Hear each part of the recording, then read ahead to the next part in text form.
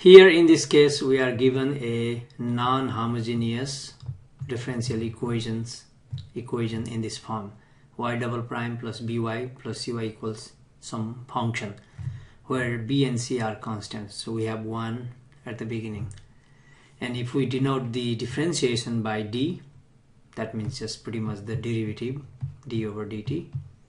Then y prime means dy over dt, or dy in this case. Y double prime would be d square y. If we use this notation, then this equation 1, this one is same as this. Okay, d square y means y double prime, etc. Now to solve this, let's first consider the corresponding homogeneous equation. Means we take right hand side 0 for now. Then we can find the corresponding characteristic equation. Okay, that would be just r squared plus br plus c equals 0. And when we solve this quadratic equation, we have two roots, r1 and r2, and we have three cases. They can be real and distinct, they can be equal, or they can be complex conjugates. In either case, let's say r1 and r2. Then this equation 2, okay, now with that right hand side we can write d minus r1, those are the roots of this characteristic equation, times d minus r2 y equals this non-zero function. Okay, now we are saying, let's say if we assume that to be u, that's equation 5 by the way, d minus r2 y equals u, then this whole equation 3 becomes d minus r1 u equals gt. D minus r1 u equals gt, that's 4. So solving 1, we are trying to solve 1, is now solving 4 and 5. So we need to solve 4 first, equation 4, and we get y, and plug in y here, we get u, and plug in u here, we get y, and that y as a function of t is the solution. Okay, so let me do one example here. Let me write, I have room here, I believe. So solve y double prime minus 3y prime plus 2y equals 5 e to the 3t. Okay, so we can write we can find the characteristic equation here, which is r squared minus 3r plus 2 equals 0, and we can solve for r minus 1, r minus 2, so r equals 1 and 2. So r1 is 1, r2 is 2, or you can say r1 2. Then this given differential equation can be written in this form now. So d minus 1 times d minus 2, so d minus 1 d minus 2 y equals right hand side 5 e to the 3t. Now we will say this is our u, okay, that will be equation 5, and d minus 1 u equals this.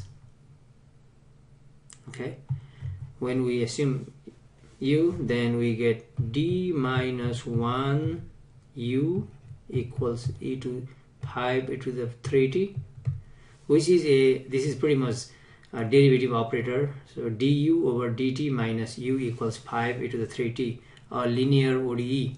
In fact, this can be made as separable as well, and the remaining, this is u, so d minus 2 y equals u. So let's say star, so we need to solve a star, then double star. These are like here 4 and 5. Okay, 4 and 5. So let me solve star. So that's d minus 1 u equals 5 e3t. Okay, if you write this normally, this is basically d over dt operator of u, du over dt minus 1u equals 5 e raised to 3t. So this is a linear ODE. That means we can solve this by finding an integrating factor. Okay, so integrating factor is e raised to integral of whatever this p, -1 dt, as e raised to -t. Now we multiply this equation by e to the -t both sides. Then this becomes, the left hand side is automatically derivative of dependent variable u times integrating factor e to the -t equals multiply right hand side by e to the -t. So this is 3t minus t, just 2t. Integrate both sides, you get u times e to the -t equals, integrate this, okay, 5 e to the 2t divided by 2 plus c. Okay, now u is, now we need to divide by e to the -t, which is same as multiply by e to the positive t, because this is negative.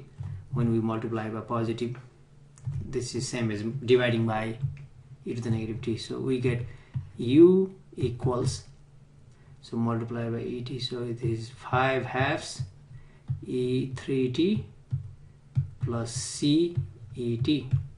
Okay, halfway done. Now we take this u back here and find y. We have d minus 2 y equals u. Now d minus 2 y equals u is a function of t, by the way. That is, d minus y means just the derivative of y with respect to t, minus 2y equals ut is this 5/2 e raised to 3t plus constant times e raised to t. This is also a linear ODE, okay, in y with respect to t. So to solve this, we find an integrating factor. Integrating factor is e raised to the -2, so e raised to -2t.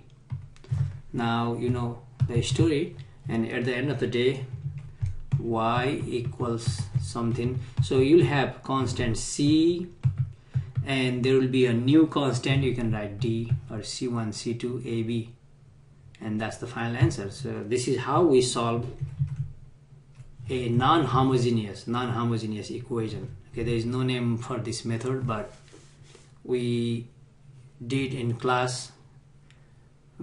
That's the method of undetermined coefficients, and we'll be doing variation of parameters. That's another method. Okay, final.